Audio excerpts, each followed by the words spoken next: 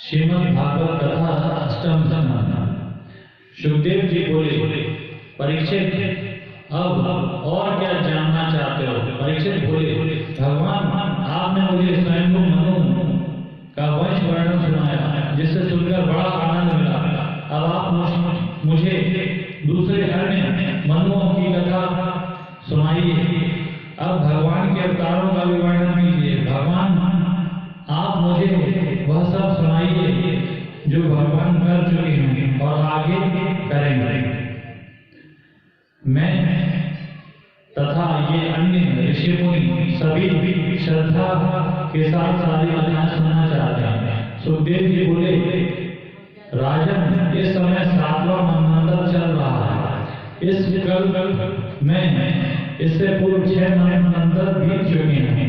उनमें से पहले मनवंतर का वर्णन मैंने तुमसे कह दिया। उसमें देवता आदि की उत्पत्ति हुई। उस मनवंतर में भगवान ने स्वयं मनु की पुत्री देवहूति से कपिल रूप में तथा आकृति से यज्ञ पुरुष रूप में अवतार लिया था। राजन, भगवान कपिल का वर्णन तो मैंने तुमसे कह दिया। अब भगवान यज्ञ पुरुष की कथा सुनो। जब स्वयं मनु ने राज भोग लिया, तब उनके मन में विरक्ति की इच्छा हुई और इन्होंने पुत्रों को राज्य देकर तपस्या हेतु पत्नी से वन गमन किया। उन्होंने एक पैर पर खड़े होकर 100 वर्ष तक घोर तप किया। एक दिन मन ही मन नेत्र बंद करके भगवान की स्तुति कर रहे थे। उस समय उन्हें नींद में बर्बाद हुआ जानकर राक्षस उन्हें खाने को दौड़े। तब अंतर्यामी प्रभु यज्ञ पुरुष अपने पुत्रों के साथ आए और असुरों का संहार करके मनु की रक्षा की और इंद्र वर्ग पर प्रतिष्ठित होकर स्वर्ग का शासन दिया। परीक्षित दूसरे मंत्र में अग्नि के पुत्र रोचिष की मनु बने। उस समय इंद्र का नाम रोचन था। उस मनवंतर में वेद शरा ऋषि देवों की पत्नी सुशीता की यहाँ भगवान ने अवतार लिया। उनका नाम विभु पड़ा। वह आजीवन नैष्ठिक ब्रह्मचारी रहे। उन्हीं के ब्रह्मचर्य का विस्तार हुआ। तीसरे मनु के पुत्र उत्तम हुए। तब इंद्र का नाम था सदगी। उस समय भगवान ने धर्म तथा शुद्धता के यहाँ सत्यसेन रूप में से अवतार लिया और इंद्र के साथ मिलकर ऋषि का दुष्ट भूतों का संहार किया। चौथे मनु उत्तम के भाई तामस हुए और त्रिशिष नामक इंद्र हुए। इन मनवंतर में प्रभु ने हरिमीरा ऋषि तथा हरिणी के यहाँ हरिरूप में अवतार किया। इसी अवतार में उन्होंने ग्रह से गजेंद्र की रक्षा की।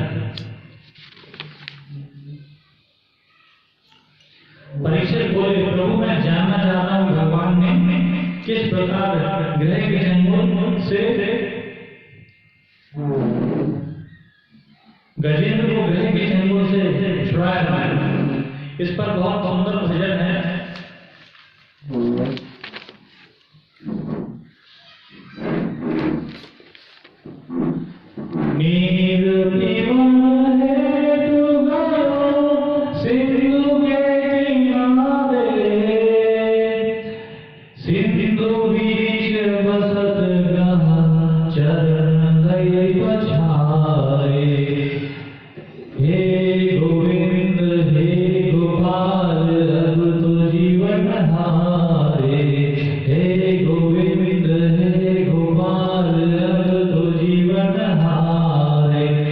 चार बहार युद्ध भयो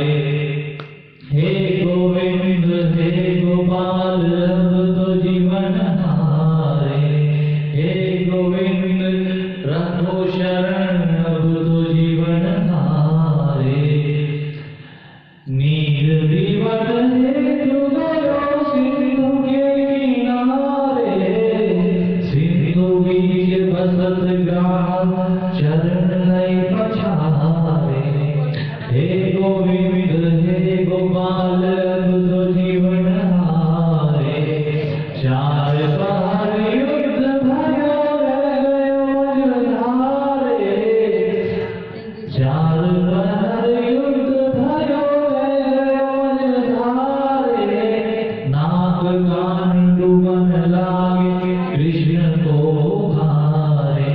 हे गोविंद हे गोपाल अब तो जीवन हारे। द्वारका में शब्द गयो शोर भयो भारे। द्वारका में शब्द गयो शोर भयो भारे। शंख चक्र गदा पद्म गरुड़ ऐसे धारे। हे गोविंद हे गोपाल अब तो जीवन हारे। सूर्य कहे श्याम सुनो शरण है बिहारी। सूर्य कहे श्याम सुनो शरण है बिहारी। अब की बार बार करो नंद के दुलारे। हे गोविंद हे गोपाल अब तो जीवन हारे। हे गोविंद रघु शरण अब तो जीवन हारे। बोले माई मेहर लाल की जय। राधा रानी सरकार की जय। सदगुरुदेव भगवान की जय। परीक्षित बोले प्रभु मैं जानना चाहता हूँ कि भगवान ने किस प्रकार गजेंद्र को ग्रह के चंगुल से छुड़ाया था। आप कृपा करके यह कथा सुनाइए। सुखदेव जी बोले राजन क्षीर सागर में स्थित त्रिकुट नाम का एक पर्वत था जो अत्यंत विशाल था। वहां पर अत्यंत मनोहर उद्यान तथा सरोवर थे।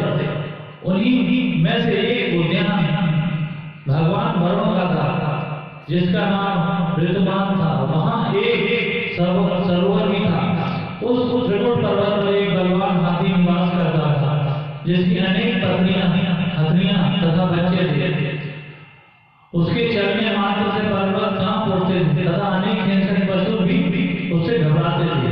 एक दिन बलवान हाथी अपनी पत्नी तथा बच्चों के साथ उसी सरोवर में विहार करने आया। जल में घुसकर उसने अपनी प्यास बुझाकर स्नान किया तथा अपनी सूर से जल भर कर अपनी पत्नी तथा बच्चों को भी स्नान कराया।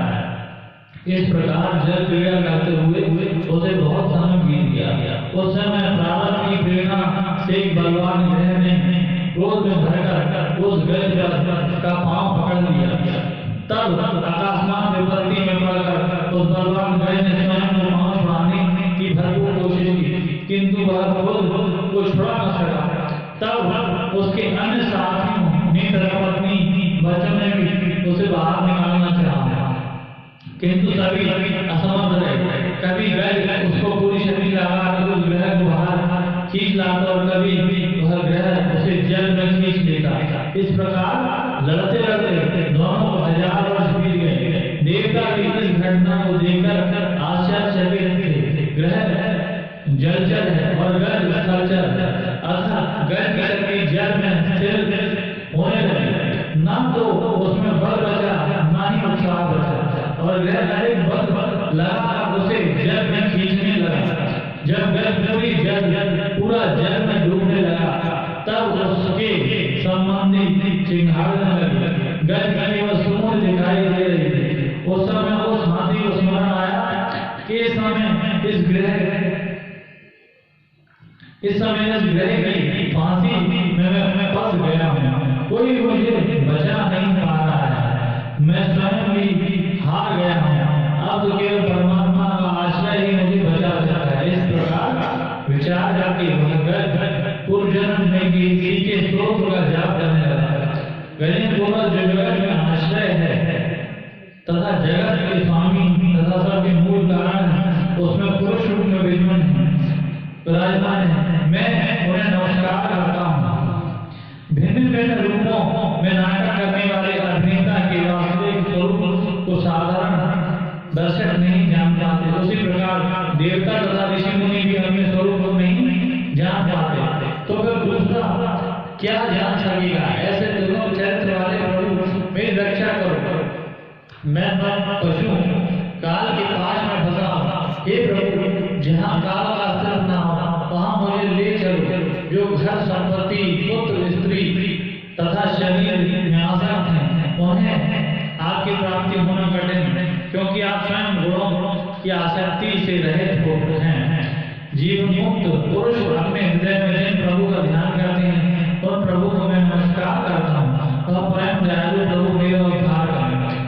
ना उनके जन्म कर्म है और ना उनके जन्म कर्म है, ना नाम रूप है, तो उनके संबंध में गुण दोष की कल्पना कैसे की जा सकती है?